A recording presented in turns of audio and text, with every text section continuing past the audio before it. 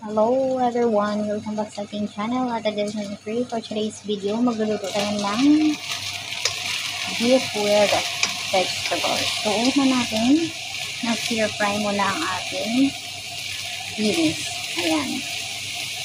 So, nilagyan na natin ng ginger at saka yung garlic. Konti lang yung garlic kasi ayaw nilungpo yung maraming garlic at maraming ginger. At ngayon, lalagyan natin ng ating paboritong cauliflower. Yan.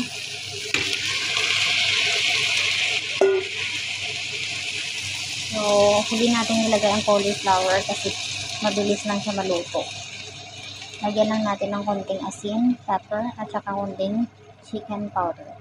Then, that's it. Pwede na natin i-serve. So, syempre, bago yan, i-stir fry muna natin itong marinated beef.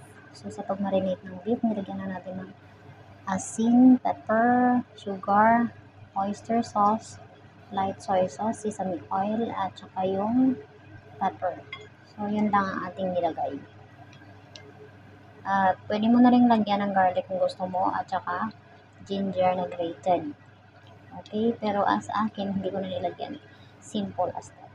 So, pag naluto na to, iset aside lang natin ito. And then, stir fry natin ito.